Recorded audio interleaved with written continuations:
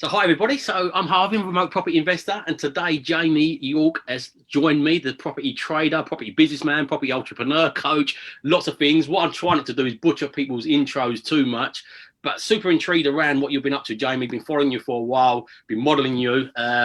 Because I always forget how young you are. Not that I'm trying to say you look old, although I think the beard might put a year or so on you, but I'm not trying to say you look old. You definitely look youthful for your age, but because you've done so much, it kind of forgets like how young you are. See it on your last birthday. I was like, that was a reminder. It was a reminder of me at how slow I was getting started and pulling my finger out. So yeah, really massive admiration for you. But for my audience, obviously this is going to be repurposed onto my podcast once it launches. For my audience, Jamie, do you want to introduce yourself, to say a little bit about yourself, how you got into property as well? Yeah, sure. Well, first of all, thanks for having me on, mate. I've been watching what you've been doing as well, and I think what you're doing in the remote property investing world is insane. And I really think your approach to it is going to revolutionize what you're doing in the education space as well. So it's really cool to see what you're doing. And like you said, modeling some bits that I've been doing, I've been watching you and doing the same. So yeah, it's great to have that sort of reciprocity and collaborative approach. So yeah, really good to be on as well. For those that don't know me, I'm 29 now. So I'm going to shave immediately after this to shave that year back off. But no, I've been investing since I was 19. So I bought my first property way back when I was at uni for £21,800. That was clawing, begging, borrowing, stealing off of everyone that I could to buy that property. And then I got involved in property trading and deal packaging probably properly 6 years ago. And I've been really hammering home on that. And then fast forward to now, we've got a team of 16, including me and Dan. 2 of those are in the Philippines. And then the remaining 12 are full-time staff here in the office. I'll sort of turn it around so people can see. Obviously, a lot of people aren't in right now due to COVID and everything. But yeah, so we're doing pretty well. And we've built up to that stage now where we're consistently doing over 100,000 a month. I think January was 166, and then the last quarter of last year was 400 plus. So it's going really well, but I've been focusing my efforts on building the portfolio, helping as many people as possible. And now obviously I educate people on doing the same and help build out their businesses successfully through property trading. So yeah, that's a sort of 1 minute blah Yeah, of what I've been doing, keeping busy. Yeah. What an amazing. But at 19, so you said you begged, borrowed, steal. So did you do your first deal with no money, like none of your own money, basically? Did you lend? Did you have some of your own money into it? Yeah, so I actually made a bit of money originally through trading, and not property trading. I mean trading, derivatives, stocks, commodities, bit of gold, bit of coffee, on the Hang Seng, bit of forex, and I didn't have much money, and the reason I started this is I was at uni originally. Well, I was at uni anyway, but I was living in London in this flat that was a shocking flat, but it was £642 a month. I'm not sure why the £2, but £642 a month. And obviously my dad passed away when I was younger.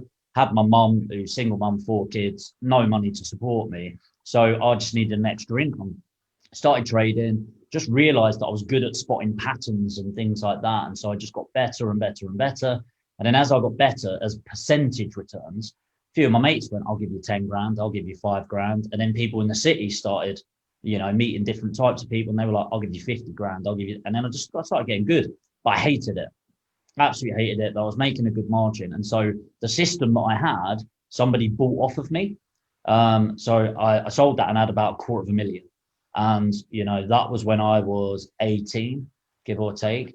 And the problem is what happens when you give an 18-year-old that had never had money in his life, that sort of money, you can imagine I had the best and worst year of my life, right?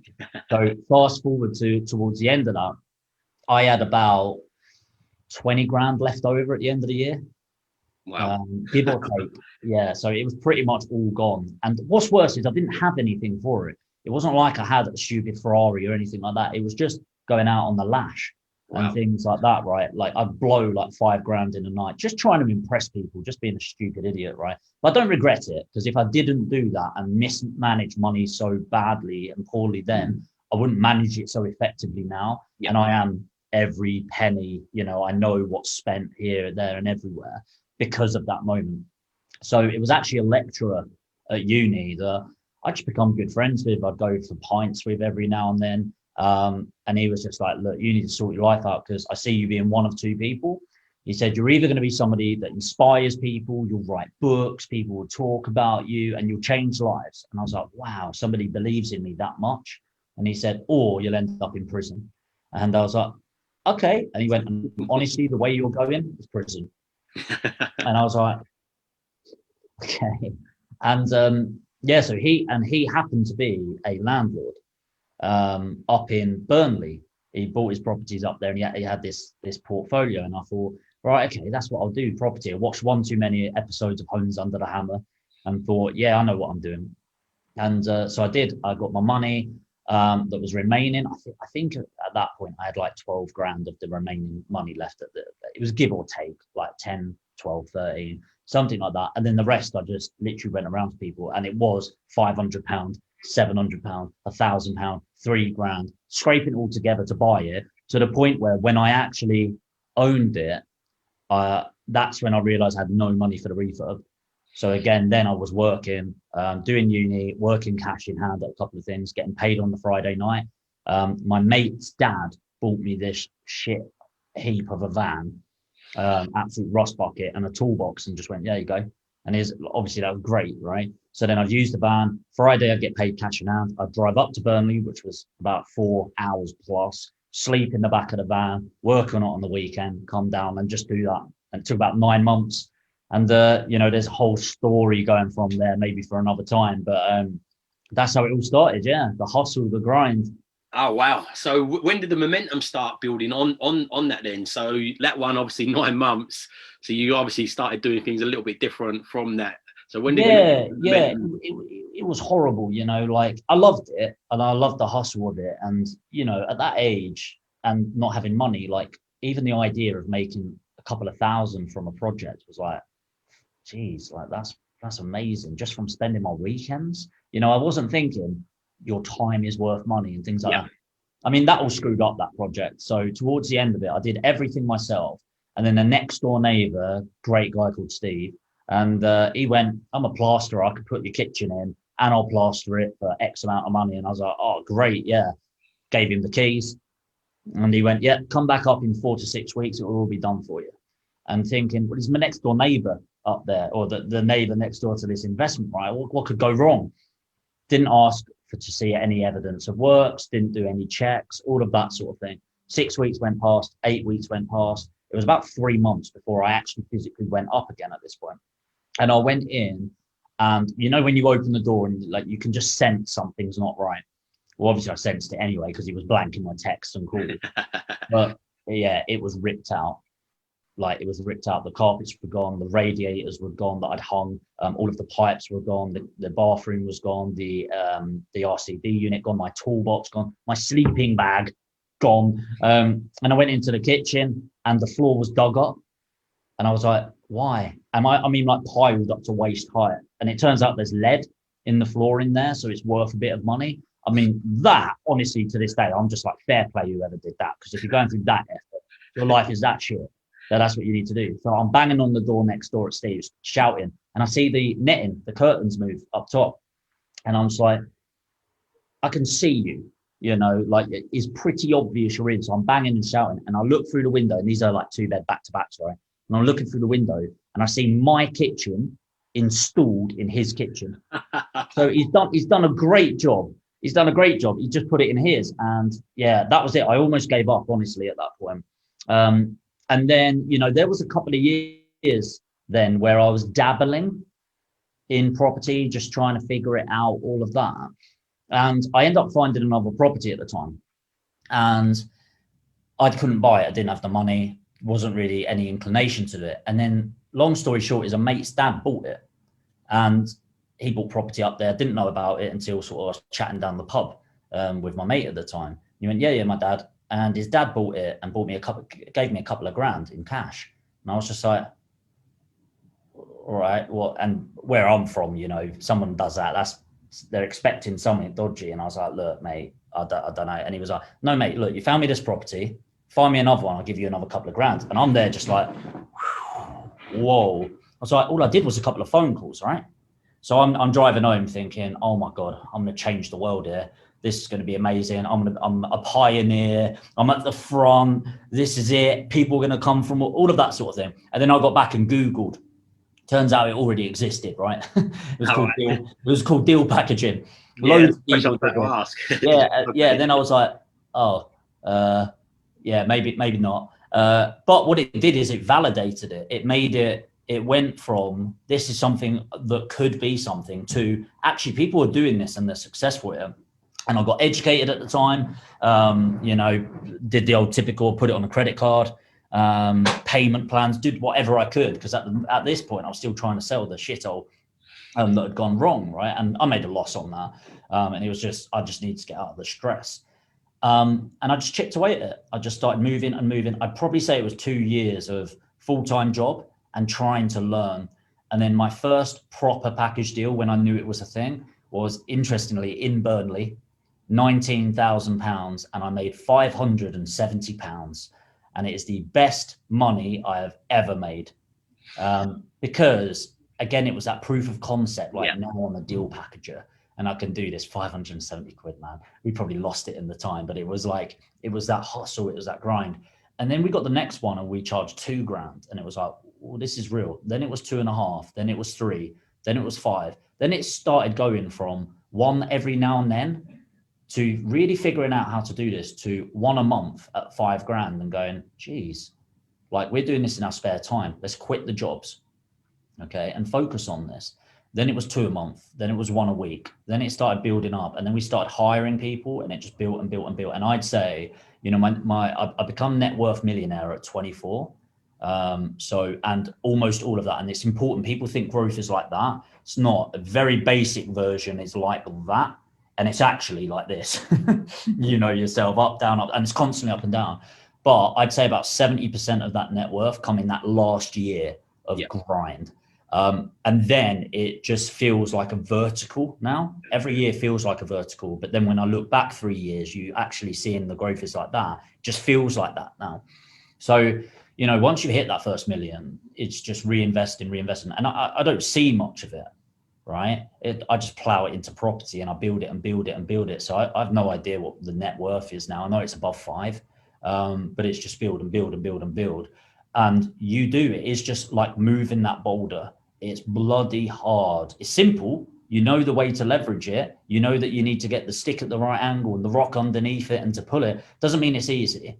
But once you get it rolling, it gets to a point where the boulder is moving faster and all you're trying to do is keep up.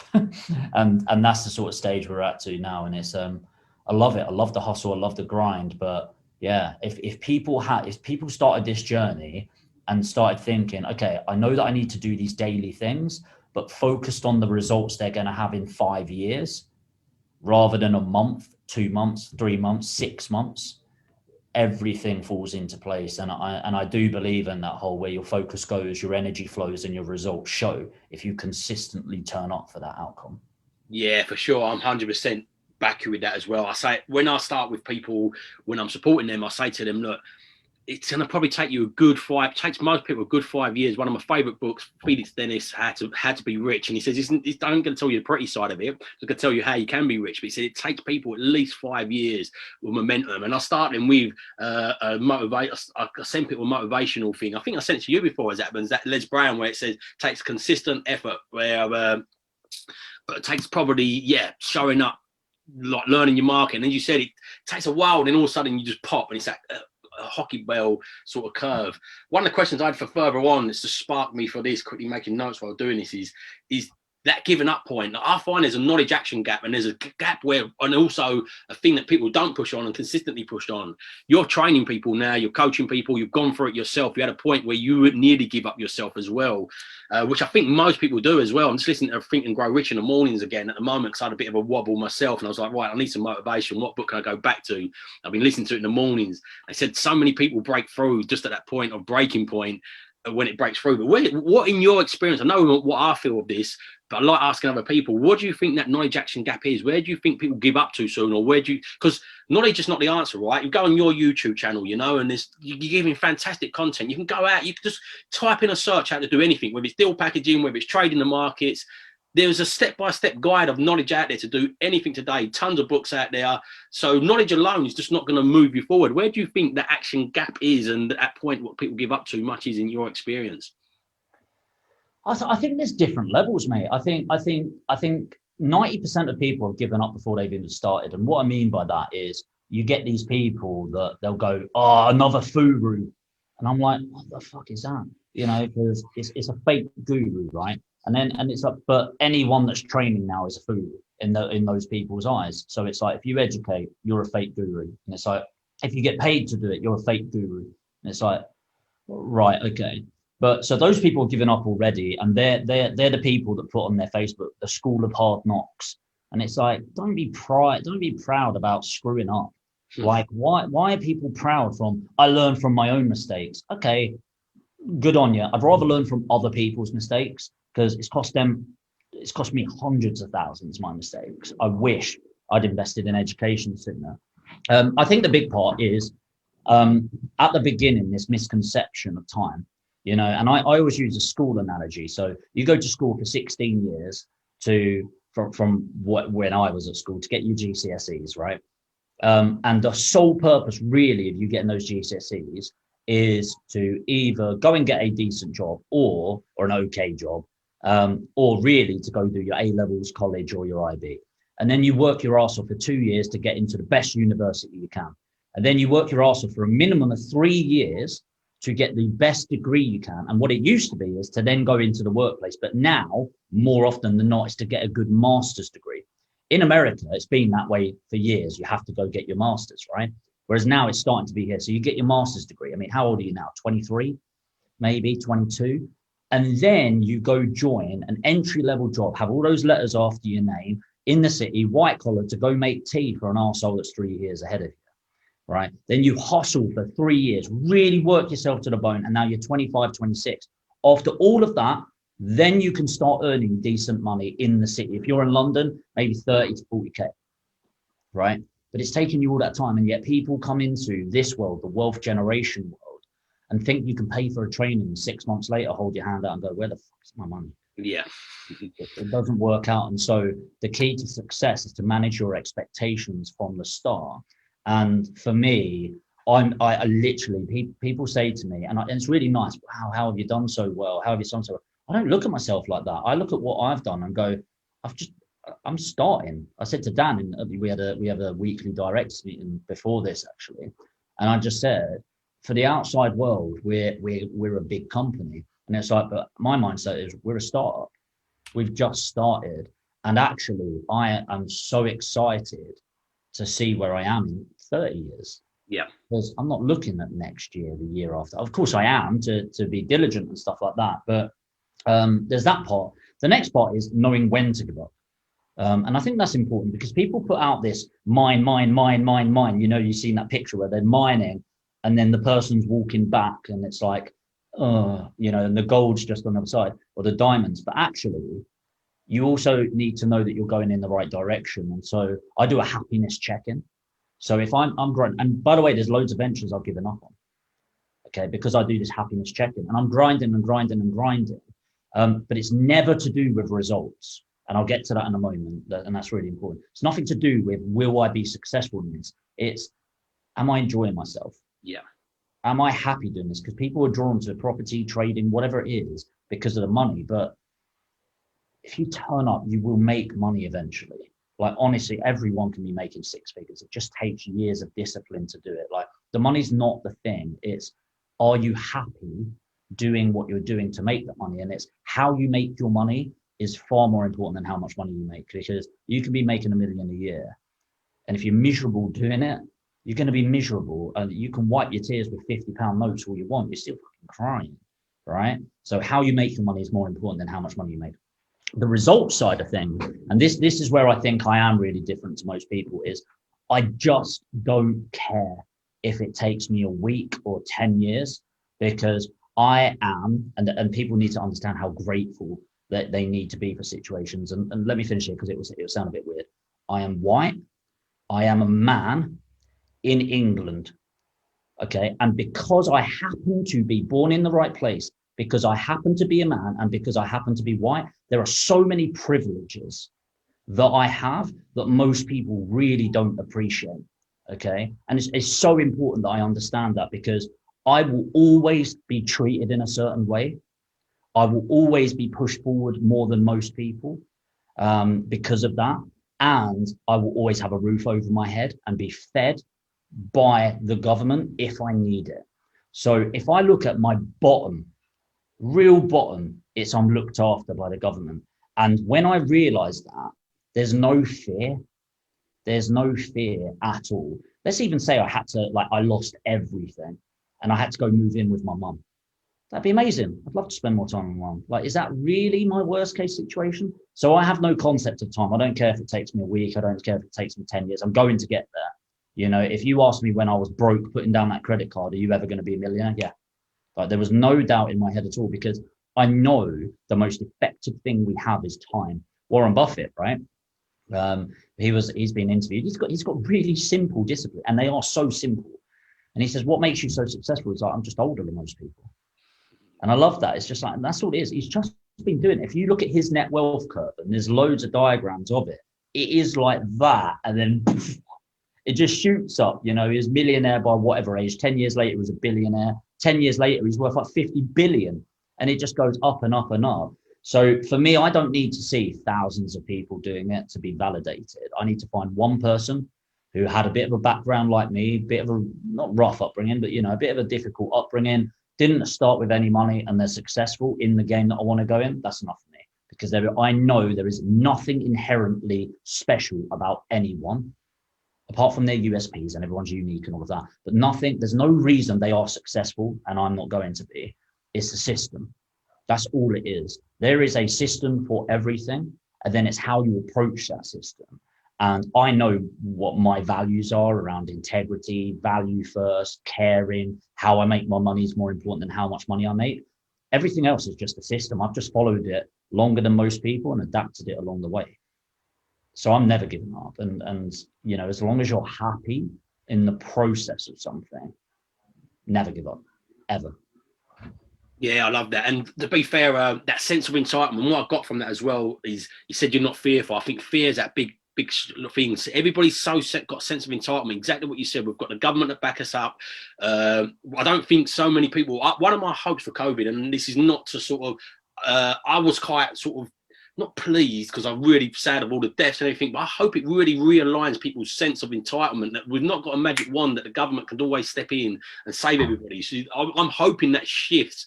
I know it's not going to do everybody's, and I'm really sad for the deaths as well. So it's not by no means accounting for that, but I hope it really shifts people's sense of entitlement and realise what we've got and how lucky we are. We rewind back 200 years ago. This would have wiped out nearly half the population, maybe wiped the population out, you know? So again, as bad as it is, and I've known people directly it's affected by this, you know?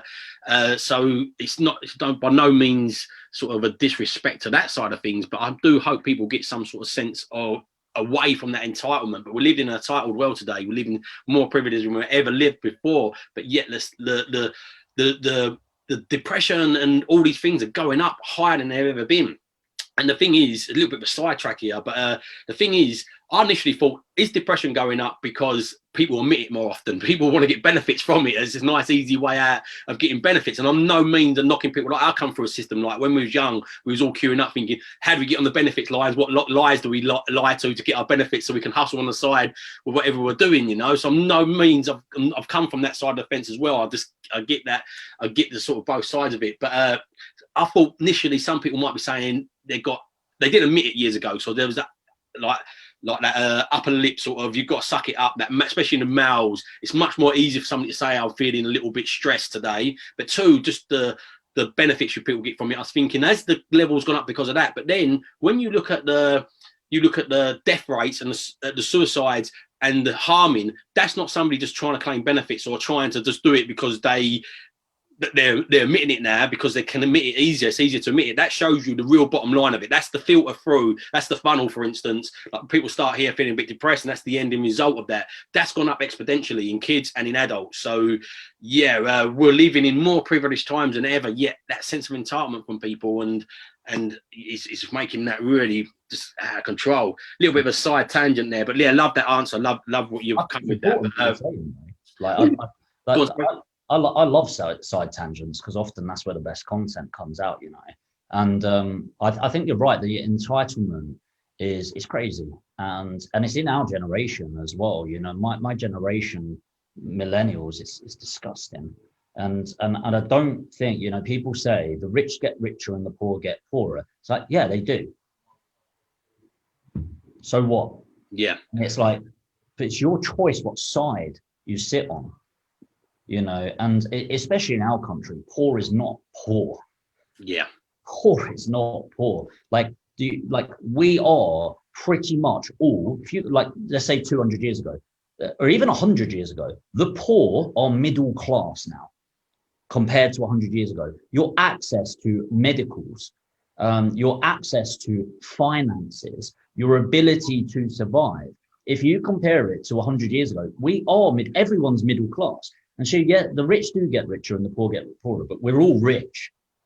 And, you know, that people consider poor now as having some days at the end of the month where they have to skimp too much month at the end of the money. It's like, try living 200 years ago where getting money was crazy, right? And food, shelter, heat, you know, just general basic stuff, you know.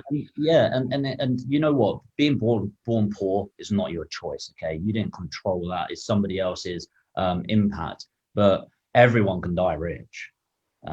You know, everyone can have money, and what is rich, you know, at least financially comfortable. Everyone can build up a passive income of 100K by the time they're on the way out, if they live to that age, you know. 100%. Yeah, for sure. This book, really good book on this side tangent, factfulness, and it shows you the facts. It shows you them curves of how richer the countries are. When my nan was a kid, so again, talking about these sort of side tangent of this on the subject of this deal, we'll get back to property guys in a little while, but yeah, talking about this. So I born mixed race. My dad was from the Caribbean. My mum was white English. Don't know my dad, so I was born without any dad. Brought up by a white family. So confusing. We were born in East London, but then moved out from the age of 6. I grew up in a little village. There was only one other black kid in that village. So I'm brought up by a white family, like an East London family. My mum, my nan, because my nan moved out of London when everybody was coming out from London. But I looked more of colour, you know. So really, really confusing. And again, exactly what you said. That I didn't grow up with any money, no sort of entitlement before that. So that opportunity now, of course, there is more opportunity. There is different people that sit in the peg of the ladder with a little bit more opportunities than others, but there is an opportunity for everybody. And as I said, when you look through this, my nan, there was malnutrition. People dying of malnutrition in London, one of the richest city, if not the richest city in the world, still dying of malnutrition in London in the 1940s. People were still, there was no government back then. There was no healthcare. There was no like benefits or anything like that. Then you just had to, and it shows you. It's really interesting book. It shows you why we're naturally having less kids and things like that. But it's complete side tangent. But yeah, that sense of entitlement, I think, holds people back. We've got more opportunity than we've ever had. So no matter where you start, if you start in a bit of a privileged position, your starting points are just a bit of ahead. But even if you start at the very bottom ladder in the UK today, you can definitely do something with it. It's just being consistent, turning up, and that sense of entitlement and that sense of rush of thinking it's going to happen in a flash, you know. It's frustrating sometimes, but it is what it is. Oh mate, I honestly, so like rungs of ladders, you know, I might be towards the bottom. I wasn't at the bottom for sure. But there's so many benefits from that. There's so many benefits. First of all, nobody expects much from here. So I love that. Now I've got something to prove, you know, I'm going to push and move forward. And also the people that start higher up, they've got further to fall. Yeah. Right? When you have, and I can't talk about like, you know, the prejudices that you might have had growing up and things like that. Of course I can't. But when I've got no money and I grew up with no money, I realized how great life is without money. So I'm not relying on that money to make me happy at all. It's just an outcome of doing what I'm doing. But the great thing is when you have without, you've grown up without, you have learned to hustle and grind for survival, not just thriving. And that is something Dan, and I have this from my business partner, Dan, his mum and dad are accountants, typical nuclear family, one boy, one girl. and he doesn't have the same thing, and he focuses on other stuff. And he says, like, you know, sometimes I'm jealous Yeah. that you've had that instilled in you in such a young age, because I never would have had that, because I never had to worry about anything like that. I never had to worry about working to pay my keep in the house and stuff like that from a young age. And so I'm so grateful. Yeah, So grateful for starting lower down. Yeah, I am as well. I'm definitely with you. Even my wife, same similar again. I'm not going to a business partner, but my wife, she come from sort of a typical middle class. She got sent to university. She's got a degree in international business, and she's very just into that world. She's definitely got no interest in entrepreneurial stuff. Because to see that difference, and she tells me about when there's kids. I was like, remember when I was a kid, we had the single glazing windows, the metal ones, and there was ice on the inside of them. In this time of year, we had one heater in the house, you know, paraffin heater, and going up. But I like that. I bought a broke the other week in our own home, you know, and I didn't rush to phone the thing. I quite kind of like that. Like, I know you look at stoicism sometimes. I kind of like that, going back to that simplicity every now and again to give you that gratitude of where you're at, and going to bed. And it was freezing. And it's just been fixed 2 days ago. And we went for that whole really, really cold period. But my wife was hagging the life at me, going, get the boiler man out. And I'm like, I was putting it off, so kind of purposely, because I know it sounds sort of weird, but I like that. I liked going back to that basic of a cold house, going to bed, having to wrap up and getting in the bed when it's cold. Yes, it's strange. But one of the things you talk about, Dan, when did you actually partner up with Dan? Getting back to the sort of property stuff, was that at the first deal, or when did that sort of come around? Oh, this was school. So Dan and I, we met when we were 12. It was when we got into secondary school. And we were in very different groups, and we actually met on a bus because somebody else was sat, like, we didn't have set seats on the bus. It was just a public bus, right? But everyone kind of had their seat. And and then when I sort of walked to where I usually sit on the bus, there was another kid sat there, and I was like, okay, cool. And then Dan was like, had a space next to him. I knew he was a bit of a geeky kid in school.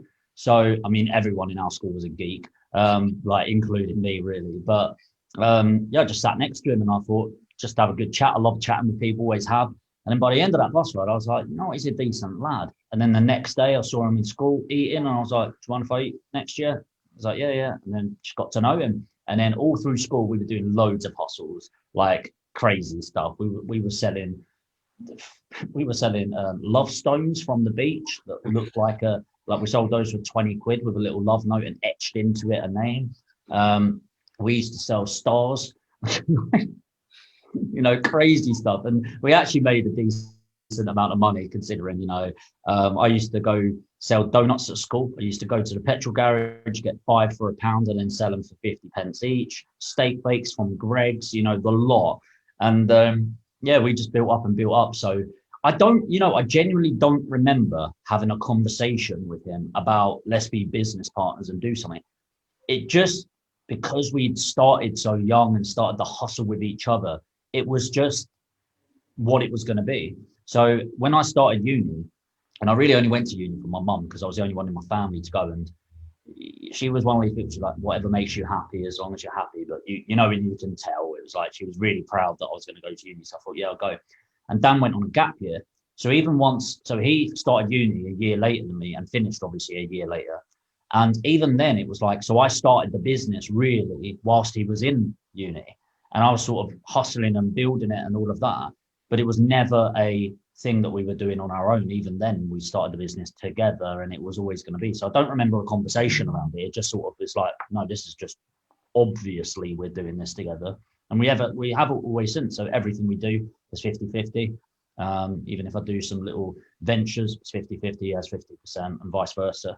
Just, yeah, he's my best mate, and it just works really well. Yeah, really envious of that, to be honest. I've tried to bring some partners in, but when you get further in, where you've started such an early stage, it works like that, doesn't it? You know, I've tried bringing people in to split that responsibility sometimes, because the weight of responsibility, this is one thing that people don't get, I think, sometimes. The bigger you get, the more responsibility you'll get, the more troubles you'll get. The difference between the people that are super successful is they learn how to handle and navigate back into that right path from them challenges. And they learn how to deal with them challenges, learn how to deal with them voices in their head to push through them fears and not giving up, or knowing when to give up as well. Like, you've got to know which battles to give up as well. But yeah, I'm always envious. I've tried working with a few partners in the past, but I always want to jump in and be where I'm at. I'm like, I've been doing this for like 3 years or 4 years or 5 years, and you want it in straight at this level, you know, like, and that's where it's always usually felt a little bit fell short, but I definitely am envious of that. But the right partner can see so many strengths to having that, and yeah, jealous really, but you never know. I might find my partner one day, but who knows? But I'm going to get around to asking some bits around deal trading, deal packaging. Kind of a bit selfish myself. I'm not really going down the direction of deal packaging. Exactly what conversation we was having before about around, like, there's so many things you can do. Sometimes you need to just get onto that focus. But still, definitely keen to it. I've definitely been guilty. You know, when you're doing something and it goes well for a while, and you just sort of you just take your eye off the ball a little bit. Most of my deals have all come from agents. I've got some great relationships from estate agents, and for years we've just been getting a nice steady stream of deals from agents. I'm focused in one area, and for a while I kept on thinking I've done some leafleting, and it was just too much hard graft for me. It was like, oh, this is too painful. And I looked at the concept of it, like, I'll get a leaflet through the door and I'll pick them up and put them straight in the recycle bin. I don't even look at them. You know, so in my head, exactly that, I was thinking, you blanket market with leaflets, you might get maybe 2 or 3% of them people actually want to sell your house when you've sent out thousands of leaflets. Then you've got to hope out of them 2 or 3%. I don't know the exact statistics, by the way, guys. I'm just making this up a bit. But 2 or 3%, maybe it's 10% of them want to sell their house. But out of them 10%, how many of them actually look through their leaflets and don't put them straight in the wheelie bin like I do, you know? So again, that market method for me, I just wasn't a fan of it. And then finding the right people to deliver them, I just never really took to it. Bought a few direct to vendor more through reputation in my area than I have from really direct to vendor marketing.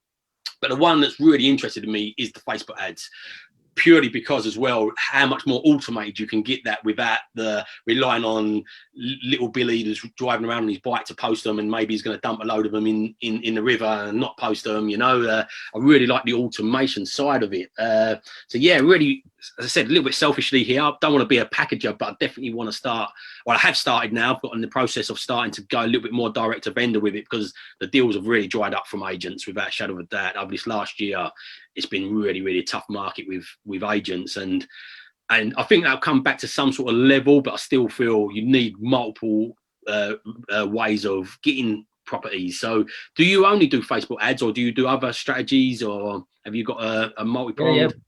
We work with agents as well. Yep. More letting agents at the moment, because, you know, they've got a lot of portfolio landlords where they want to retain the management. We just say, look, we'll mandate you for a year minimum.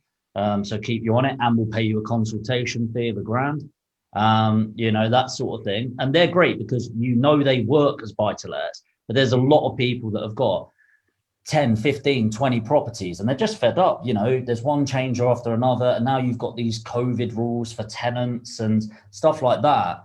And so, you know, if you can go in and say, look, let's turn this around, and they've not put any refurb in, they just want to, they're tired landlords, that works really well. Leaflets, I don't do any of that now. I mean, I do, like, I'll test batches and stuff, but like you said, like with leaflets, typically you'll send out 10,000 leaflets to get a deal. So financially it works well. It's more the logistics, and as you get bigger, you start valuing time a lot more. So, you know, to send out 1,000 leaflets to get them designed, printed and distributed, you might be at 500, 600 quid for that to get a deal, which is great. That's a good return.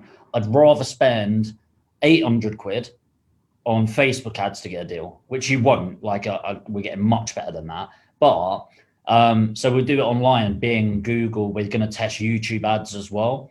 I'm actually about to hire somebody specifically for that, because I don't see anyone doing it.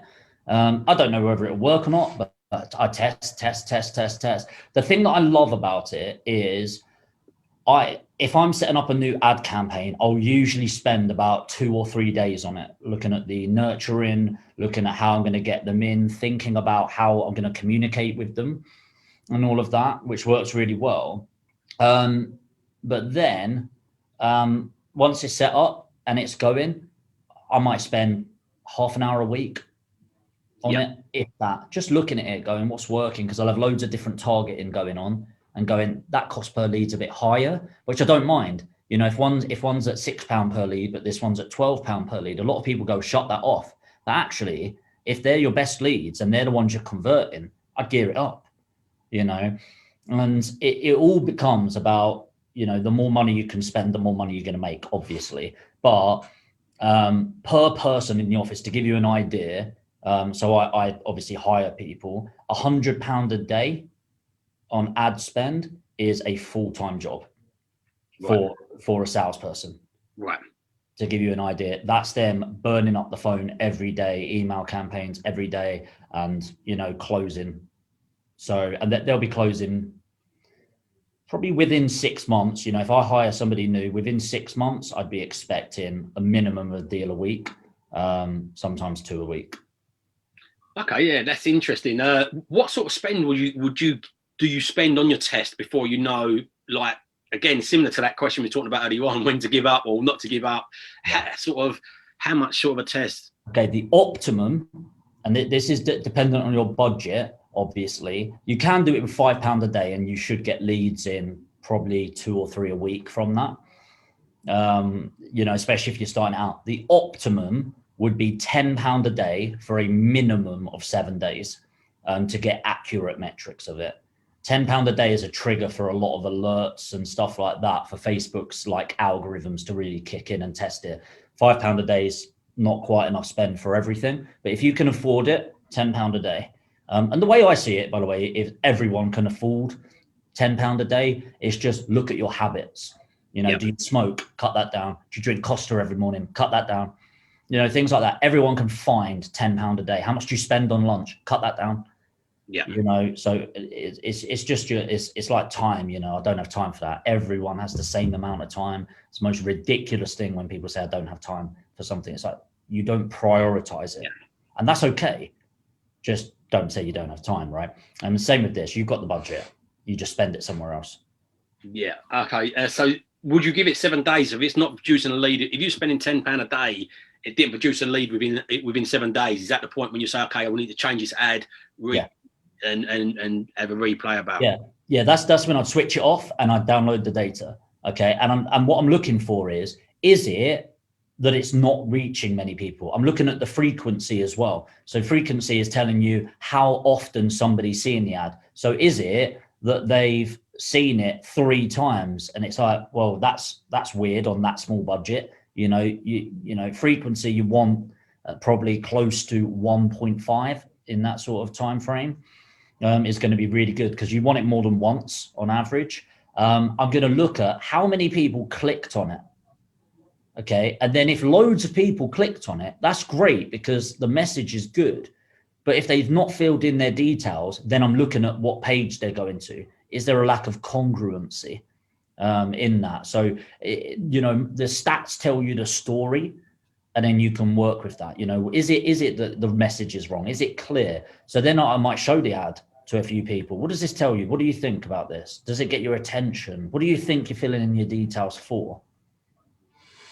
You know, that's really interesting. So I had something now. I was just trying to remember. I'm trying to listen to you and remember what you said there. I was making other notes at the same time, so my brain weren't working quick enough in a few directions. But would you say with the new, like, do you know? I know you used to use chat box. There's a new thing with a chat box, isn't there? With Facebook, has that changed your lead cost going up? And what do you think? Same sort of question in one. What do you think with the new iOS 14 coming out, like rules with Facebook and ads with the phones? How do you think that's going to affect it? Are you seeing the lead costs going up at the moment, or is it pretty been steady? Well, so what happens is just to fill people in. So yeah, the changes with ManyChat is to do with Europe and the GDPR regulations in there, that you can't message people unless they've opted in and stuff like that. But they have opted in and you've got 24 hours to contact them. Right. So as long as they're replying to you, you can still have your bot set up. And if they're not replying, there's a human to do the work, you know, and call them. And that's always going to be the best way. So lead cost around this time of year is usually high anyway. It starts to go down now. And the reason for that is e-commerce. Around, you know, November, December and January, it's just spend by these people and they've got massive budgets. And now if you think during lockdown, when normally a huge part of their budget will go into the physical malls and stuff and shopping malls that people are going to, but nobody's going to them. So where do they put that budget? Online, right? Yeah. So what that does is just drives up the cost in general. So yeah, so our cost per lead is definitely, it's gone as high as maybe £22 per lead, which when you think about it, if you sent out 22 letters and got a solid lead in, you'd be pretty happy with that. And bear in mind, that's a property that probably is online as well with an agent, because who are you sending your letters to? Mostly people say send them to people where they're on agents for over 3 months, right? So they're already online with the agent. So it's not that great of a lead. Whereas these leads, they're off market, a lot of them. They're not even talking to an estate agent right now. They need to sell it quickly because of the messaging. So it's not too bad. But I was actually talking to George, who's heading that side for me on the actual calls. He was saying the quality has just got loads better recently as well. So I'm not worried about that. It's, you know, everyone wants everything cheap. I want quality. Yeah. And for me, I'd spend £100 per lead. Imagine spending £100 on a lead where every lead somebody was going, I need to sell my house. I don't care about the money. I just need the speed. I need this headache gone. Would you pay £100 for that? Because I would. Yeah, for sure. Right. But I guess that's the same as paying £10 a lead, because probably what are your statistics on the leads that actually go through to being really super hot and you make a deal on? So it probably evens out, doesn't? Yeah. That's it. Yeah. And the iOS 14, just so people know, is Apple have decided that they don't give a crap about people's data. They're trying to make out that they care about people's data, and that actually you should be opting in to share that data to Facebook and people like that. Now, what that means is when you go in, it says, do you allow this? You know, like cookies and stuff like that. Most people still click yes. And so I actually think the impact will be lower than people think. I, for one, am going to be saying yes to it because I'm going to see ads anyway. Why wouldn't I want to just see the ads that I want to see? What I'm hoping a positive outcome is the people that are saying no are going to be the typical neckheads and haters and things like that. So maybe they'll go away a little bit. That'll be nice. But honestly, I'm just not that worried about it at all. It just means that certain people aren't going to be targeted. Will it make it a bit harder? Sure. But what does that mean? When something gets harder, less people go into the market. If more people struggle, more people leave. And that just makes space. So I honestly don't expect there to be any long-term impact at all. Yeah, brilliant. Yeah, I like that view as well. And for sure, I'm exactly the same as I like that. I like being targeted. I don't want to see about lipstick or stuff that I've not got no interest in. I think it's good. I think a lot of people turn it off might actually reverse and go, oh, do you know what? I don't want to see it, because you're going to get ads anyway, as you said. I don't want to see this irrelevant stuff. And they might end up finding themselves tuning back into it. I think as well, I'm not massively up on ads. So again, this is hence why a little bit of my selfish reasons for inviting you on as well, to pick your brains a little bit. It's fantastic for me, but as well as sharing it for everybody else. But one of the things I was thinking though is with direct to vendor, you're not doing retargeting so much, are you? So do you know, like usually, like if it was for a different style business, a lot of it's on that retargeting thing. So I think the retargeting style, am I correct with that as well? Like, are you retargeting with your, and how targeted are they with the ads? I've hired someone to do my Facebook ads and he's telling me a bit about it, but I'm busy elsewhere. So I'm just trusting him to do what he's doing. And it's not a main focus for us at the moment, but I do a lot of retargeting. Okay. Yeah, because, you know, it's all about awareness. You know, if you think McDonald's, right? You weren't thinking McDonald's before I just said McDonald's. And if I carry on saying McDonald's to you and say McDonald's and fast food and are you hungry? Do you want a McDonald's? You know, more than likely there'll be someone that listens to this or watches this goes, I am hungry, you know. There's a McDonald's over the road. Fuck it, I'll go grab one. Yeah. Right? Because that's how marketing works. So it's building that awareness. So the way that I'll do something is maybe it'll be download the 7 ways to sell your house quickly, or get your house valued or something. And then they'll download that. And then I'll retarget those people with sell your house fast, you know, ads. And then if they fill in their details to sell their house fast, I'll do something called an omnipresence campaign. So an omnipresence campaign is you pixel them.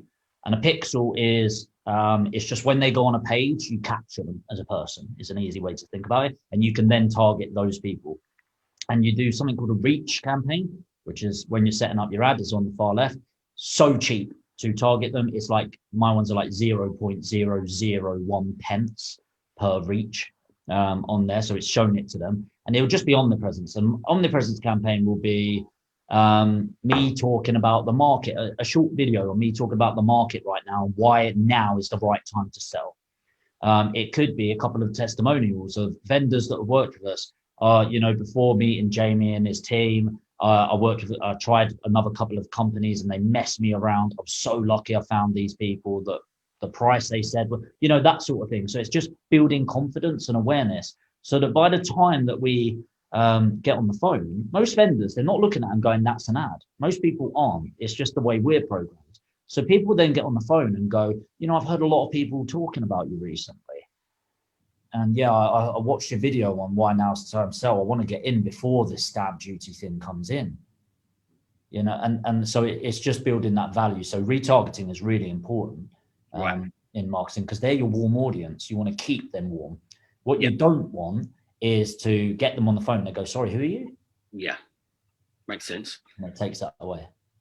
Yeah, definitely makes sense. Some of the questions. So you're going to try out. One of my questions here was YouTube. You've not tried YouTube yet. Do you think you're not sure it's going to work, but you're definitely going to give that a little spin then?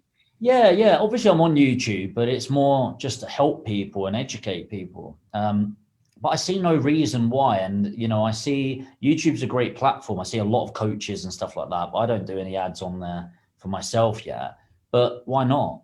It's not like they don't go on YouTube, and I don't see anyone doing it as well. So what I'm thinking is same sort of thing. I'm going to get on Facebook from it, but I'm thinking of doing some YouTube ads where they go fill in their details or something like that. And then I'm going to retarget them. So I'll pixel them on the landing page that go, and then I'll retarget them on Facebook and stuff like that. But yeah, I don't see why not. You've got similar targeting, in fact, more accurate targeting. You have to bear in mind, YouTube is a search engine. So they've got so much data, and it's owned by Google. That's the most data in the world. So you can be really targeted. And yes, it's a younger demographic, but you can target the age groups, 25 plus or whatever. So I see no reason why not. And you know what? Test. Yeah, for sure. Yeah, I'm interested. I want to look at YouTube as well. I'll let you know the results. Yeah, definitely. Yeah, keep us posted with that. It'd be really super interesting. When you're doing the Facebook ads, though, do you recommend doing it from a personal profile or a business profile?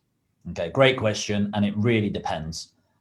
It depends how you're going to come across. At the moment, I'm doing it from more of a personal thing. So Jamie buys houses. And then when my guys are on the phone, it's a very personal approach. Hi, Harvey, it's George here. You filled in your details on my partner Jamie's Facebook post about selling your property on XYZ Street. Is now a good time to chat? Great. Yeah. So me and Jamie, we're looking to buy property, and it's that very personal approach on it. The downside of that is people are like, oh, can I trust an individual? Should I trust a company more? And then on the flip side, using a company is I found the leads to be a bit more expensive because it's a lack of that personal approach, a lack of personality come in. How do you differentiate yourself? How do they remember you from the hundreds of other company faces? But they tend to trust you more, interestingly. Yeah, I've been toying with this myself. And again, I remember you saying, would you advise anybody, like say you've built up a bit of a following and a profile on one of your normal sort of Facebook page, you might have, like I've got Harvey Growth Properties, but I've got a Growth Properties Facebook page. Would you definitely keep it separate from them? Because you said you get sometimes some hate sort of responses, and what do you do with the hate responses? Do you delete them or? Great question. Okay, so yes, definitely separate them. And I still get some overlap, because some people are going to type in Jamie York and see it. But, I can't have Jamie York talking about how to make money in property and educating people and have sell your house. It's like, okay. So yeah, definitely separate them, have a separate page for it, all of that sort of thing. So it's kept very separate. In terms of hate, it really depends, because if somebody's going, oh, great, another scammer, I don't mind that. Like, I'll reply to it and go, hey, Harvey, listen, I've never worked with you before, so I'm not sure what makes you think I'm a scammer. Here's what I'm doing. I'm buying people's properties cash. Here's who it can help. But ultimately, if people have got 6 months to sell their property, I advise them to go to the open market route, and I do. And it's just I advise them to go to the open market route. I can't help everyone, but for those that are looking to sell their property, they might as well fill in the details, and we can have a chat. And if I can help, then great. And if I can't, then that's great too. But that's it. Whereas if people, what I don't condone is excessive swearing. I mean, I swear anyway, but if people go, this is a load of shit, I'll be like, cool, what's this? Whereas if somebody's like, F you, F that, blah, blah, blah, I literally 3 dots to the right and I ban the person from the page. And then that does 2 things. One, it removes their comment, and they never see my page or any of my ads ever again. So do you know what? When there's negativity every day, but the thing is as a percentage, it's only 1% of people. So if I'm spending £1 a day, sorry, £5 a day, £10 a day, I'm going to get some hate. If I spend £1,000 a day, expect a lot more, and your brain naturally focuses on that a lot. Same as my YouTube channel. I've got one YouTube one that's just gone insane, and it's about to hit 50,000 views, which is mad. I'm just looking at it now actually, and I've got like 2,300 likes on it or something like that, which is incredible. 2,340 likes and 30 dislikes. Now, where do you think my brain goes? Yeah, to the dislikes, right? Like, why? It's a good video. It's good information. Why do 30 people not like it? Why do we do that? Yeah, I know. It's like, but I'm programming myself just to focus on it. But honestly, if it's affecting me negatively too much, and by the way, when I do it, it's they say something, I say something, they're going to reply to it, and I go, okay, I see we have a difference of opinion. That's no problem, but have a great day. And then if they carry on doing it, then I'll just delete them. It's just like, because why spend my energy on that person? They just hate you. It's trying to convince a hardcore Manchester United fan that Liverpool's the best team in the world. It ain't gonna happen. Yeah, just let it go. Move on to somebody that does need your help. Focus your positive energy somewhere. Yeah, for sure. Great advice there as well. As I said, I always feel as well. I agree with that. Sorry, and I feel that that quite often it can be a representation for if somebody criticizes you, it's a representation for you to explain where you're at. But again, there's got to be a line with that and a line what you take your focus on. But yeah, really great advice, great feedback with that.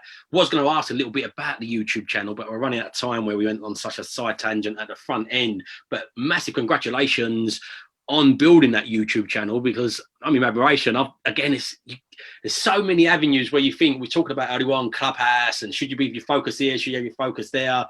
And it's too many. And when I'm working with people, I say to them, look, probably pick one, start with one, slowly graduate out to the other ones as you do that, because otherwise you'll just dilute yourself too much. You get too overwhelmed as well. It becomes a full-time thing. You probably will need to get VAs or team members involved once you start going across multi-platform. My favorite platform, bar none, and I think for most people, I think this is the best place for them to start, is Facebook, because of the communities and groups are already congregated.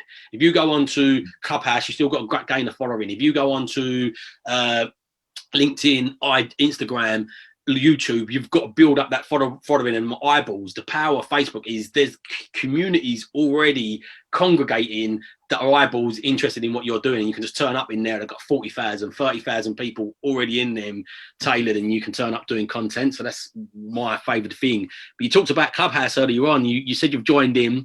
This is definitely a side tangent compared to where I was initially going with my questions.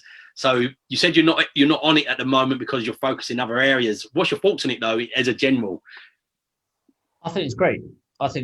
Like, I was actually checking. I mean, the growth's insane, right? So I'm on there. I've not filled in my bio at all.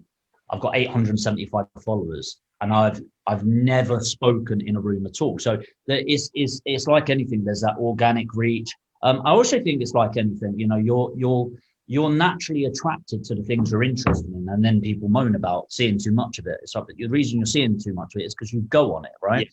I've just realized that Factfulness book I've written down here, and I've realized you've got it 2 times in your bookshelf as I'm talking. I can see one there and one. What I do every year is I buy loads of books and I just send them out to people. So this is one of the overspills. So send me your address. I'll post that to you after this. Oh, nice, mate. Love it. There you go. That saves me some money. No, I'm checking. But I think it's a great platform, and it's quite revolutionary in that it's basically live podcasting, right? It's the only, at the moment, voice-only social media channel, and it gives people that opportunity to have those conversations with people. And I think there's a lot of power. From a growth perspective, if you're trying to build an investor base, it's going to be great for that. I think it's going to be a really powerful way. And it's about building awareness of who you are and constantly telling people to then go to your Instagram, which is what it links to, which is really powerful. However, the reason I'm not on it is you can only focus on so many things at a time. And, you know, right now I'm on Facebook a fair amount and, you know, I need to be a bit more consistent, but YouTube is working well for me. And I'm really focusing on that high value content as the highest value. And I think that's why it's working so well. So I'm dedicating a bit of time to that. I've got somebody hired for that and building that out and filming and editing that side, because there's no way I'm going to be doing that. And then again, what happens is, like, Instagram's a good example where my old Instagram got deleted because I had someone set up a crypto account in my name and scamming people, all of that. If you do see a crypto version of me, it's not me, by the way. But this one, like, I've only really started, it's 1,567 and it's going up like 30 a day. Why? Because of YouTube, you know, and people naturally come out, and then people, you know, you can see on here, there's 96 people that have messaged me, and it's just this list of people that I've not got back to yet. And it's great, you know, so you have to pick your platforms, you have to pick your point of attack. And will one be better than another? Sure. But if you're trying to do everything at once, you end up doing nothing. You need to focus on what is your core platform for building awareness and what is your core platform for building communications. That's it. And it's like I say, that whole ACE thing, awareness, communicate, extract. And if you follow that model, you'll be inundated with everything, you know, because the business really is simple. Get leads, book appointments, put proposals forward, get a sales. That's it. You know, you don't, too many people overcomplicate this. I have to be everywhere, I have to do this. No, you don't. You need to focus on one. You need to build up an audience, build awareness, add value, communicate with people, build relationships, extract them, book in appointments, put something in front of them, say, do you want this? They say yes, they say no, and it's just a numbers game. Yeah. That's it. Yeah, for sure. So couple of final little questions, and then I'm going to ask how people get in touch with you and how else you can help them, which I will definitely encourage people to do. But before that, one book that's been really powerful in your property journey that's not been a property related book. So it's non-property book, but it's helped your property journey. Psycho-Cybernetics. Love that book. Absolutely love that one book. Of the most underrated, hardly anyone's heard of it as well, which gets me. And it is one of the most powerful books. Maxwell. Yeah, Maxwell Schultz, I think it is. Yeah, that's it. Yeah, love that book. Read that twice. I'm a slow reader. Books really have to take my interest to read them like more than once. I read it twice, listened to it about 4 times. Yeah, I'm there with that book. I absolutely love that book. Yeah, really powerful book. Describe in one word, and the first word that comes to your mind, what you want from life. Happiness. Yeah, there you go. I'm doing a little side thing at the moment. I've been asking hundreds of people, and I say to them, describe in one word. And some people overcomplicate, overthink it. But I say no. Then, and I don't have to ask them why. No more than 5 times. And it might be fulfillment. It might be enjoyment. I say, look, if you go and look up in the dictionary the word happiness and what comes underneath it, it always comes. I've not had one person, unless they say money, I say not a physical thing. What feeling do you want? And it always comes back to something that's happiness. And I say, look, this is a lifelong quest. I call it figuring out happy. You've got to learn to figure out happy. Like, what makes you happy today might not make you happy yesterday or next week. Your body changes, your circumstances changes. So it's always about being aware to how you re-navigate yourself back to that path of happiness. You're not always going to be happy all the time. So it's just about re-navigating that. And my mission is to ask as many people as possible and try and get as many people self-aware, because happiness, if you look at it in your brain, is like there's a chemical release and it's a chemical balance, you know. So if you can understand the triggers, the non-triggers, and the different emotions of yourself and that self-awareness, you can learn not how to be happy all the time, because that's bullshit, but you can learn how to re-navigate yourself back from adversity back to that equilibrium of joy, or just somewhere in the middle. But yeah, really good answer. I love that. So Jamie, thanks for your time today. What are you offering at the moment? What sort of, if somebody wants help with you with their Facebook ads, with their training, I know you do training stuff. definitely, I was that close to buying. I jumped on one of your webinars to model what you're doing and see what you're up to. And I was that close to spending the money. It was just, again, it's that focus thing. If I was spending my focus on deal packaging at the moment, 100%, you would have had my money then. It's just that I had other focuses at the time, which didn't align quite with that at that time. But I was really close. You don't realise. So how can people find you? What you got going on? You got any programs? I know you only run a few of these as well. So yeah. Well, I always say to people, look, there's a lot of educators out there that they're education companies that happen to do a bit of property, whereas we're a property company that happens to do education. And my core focus is my property business. And that's really good for people because I think, one, we're actually doing it, which is good. And two, I really don't care about getting a sale from people. You know, there's no pressure at all. Do you know what? Honestly, we're doing a webinar tonight. And so if people shoot me a message on Instagram, which is Jamie York Aspire, and just say, I want the webinar link tonight, it's at 7 p.m. Sam's running it, which is going to be really cool. I'm going to be here supporting him and stuff. So they can find out a bit more about it, but we're actually starting our launch, and we start this program, Elite Property Trading Academy. So it's all about deal packaging, building your portfolio from anywhere in the world. And that's really something I think we're aligned on. You do not need to be in your area. You know, you can do this from anywhere without leaving your house, you know, at a certain point, obviously, once you've got everything in place. So if people want to find out more about that, we're doing the intake now, and it's on the 1st of March that we start. So I suggest they message me on Instagram at Jamie York Aspire, or shoot me a message on Facebook. And I'll give you the link to tonight to find out more. And if it's for you, you can leave your credit cards at home. We don't do take payments on it. You just book in a call with us and we'll have a chat with you. It'll be me and or Sam that has a chat with you. We make sure it's right for you and you're right for the program. If it is, amazing. We'll sort it out and get you committed. And if not, then I'll do my best to help you for free. You know, that's it really. I can vouch for that because this is how close I got to buying your course. I actually booked in for a strategy call. And as soon as I knew it wasn't right, and the first thing I said to Jamie on the strategy call, I don't know if you remember, Jamie, was, Jamie, it's not the right timing for me at the moment. It's not, and it was like, cool. There was no pressure of sales. We just had a chat. Jamie gave me some advice. So yeah, I can vouch that Jamie does make sure that it is the right fit, and it wasn't the fit for me at that time. And Jamie was cool with that and still giving me the advice openly. And yeah, it was really useful. So yeah, look out for it, guys. Jamie, thank you for your time. I really enjoyed this today. I've really enjoyed taking it off in different directions as well, which was really enjoyable. And yeah, good luck with everything you're doing. And yeah, to stay in touch, mate. I'm definitely, send me your details and I'll send you over this book. Nice one. All right, mate. Thanks so much. And again, hopefully you and your audience got some value, and everyone can feel free to get in touch and hopefully do some bits together. But yeah, really enjoyed it, mate. I got massive value. Cheers, man. No worries, and I'll catch you later. Yeah. Cheers, mate. Bye.